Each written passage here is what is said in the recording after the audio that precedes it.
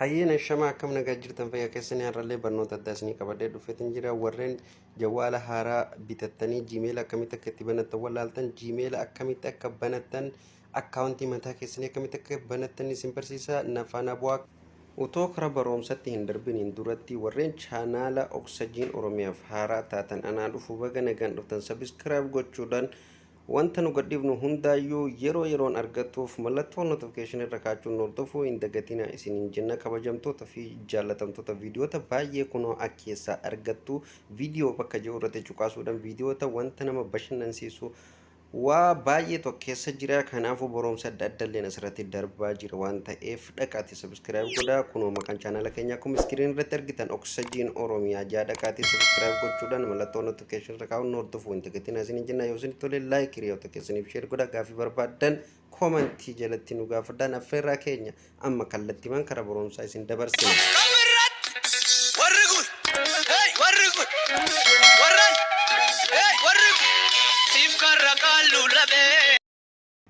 Hayyee hiriyoottan kiyyaa amma sitingii keenya keessa seenaa jawwaalii gargara waan ta'eef anama kiyya asirratti kooldendi akkaawuntii jedha.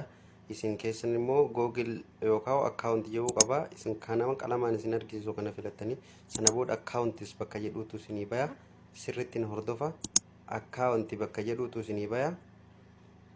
Sirriitti na hordofa. Achi booda immoo add akkaawuntii bakka mallattoon pilaasii irra jirtu tana add akkaawuntii kanarratti kiliik gootanii asirratti kiliik gootanii akkaawuntii barbaanna waan ta'eef googil bakka jiru kana filattanii googila kana irratti kiliik gootanii yeroo tokkoo fi amma kun akkanatti paaswordii fuula jawwaala keessanii isin gaafata ni banattanii jechuudha.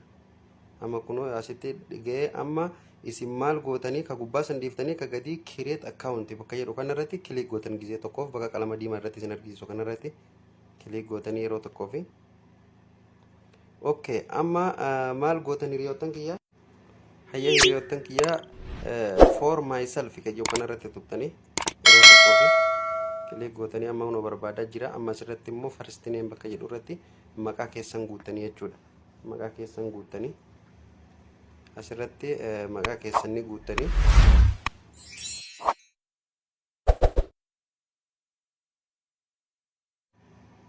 okay anama mobile app yaa jiru isin kan barbaadaniin qabachuu ni dandeessanii kiliik next gootanii amma immoo guyyaa jechuudha birthday keessan irratti guuttanii jechuudha.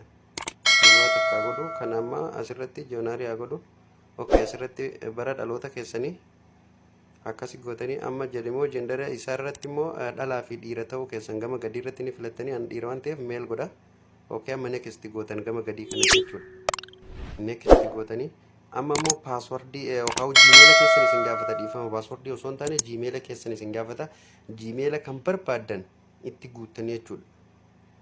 Maqaa keessaniif kan isinii ta'u itti guuttan hiriyoottan kiyya anamma waanuma ta'e haa jedhuuni maqaa kana mobile app haa jedhuuni gmail.com nu barreessuu waan jiruuf mobile app jedheetuman itti barreessa.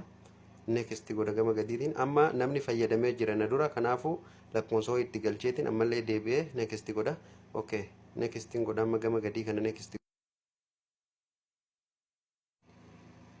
Okay amma paaswordii na gaafate jechuudha. Next gisee godhu paaswordii na gaafate paaswordii lakkoofsa wal keessa cimsitanii itti naqxanii jechuudha. Amma itti naqeetiin isin argisiisa. Okay anamma itti naqee paaswordii tiyya sirriitti na hordofaan isiniin jaa. Okay next gootan gama gadii kana nam paaswordii keetti naqxanii erga fixan booda next gootan amma akkanatti ol buttanii gama gadii kana yoo lakkoofsa qabaattan yes I am jettanii lakkoofsa itti naqattanii koodii achirratti isin erga yoo hin qabaanne skip gootan gama bitaa kanatti jechuudha. Skip gootanii bira kuttan jechuudha yoo hin qabaanne yoo qabaattan immoo itti naqattanii yes I am gootan. Tole anamma itti naqatu lakkoofsaan hin barbaadneef skip godheetiin bira kutaa jechuudha. Amma kunoo akkana naabanee jira next gootan amma. Next gootanii amma kanatti ol buttanii I agree gootan dhumatee jira jechuudha. Amma guutumatti ni eeggatanii kunoo amma guututti xumuramee jira. Kanaafuu hiriyoottan kiyya viidiyoon irraa qopheeffadhe asumarratti xumurama. Viidiyoo biraatiin hanga walitti deebinutti baay baay isiniin jedha. Nagatti guyyaa gaarii.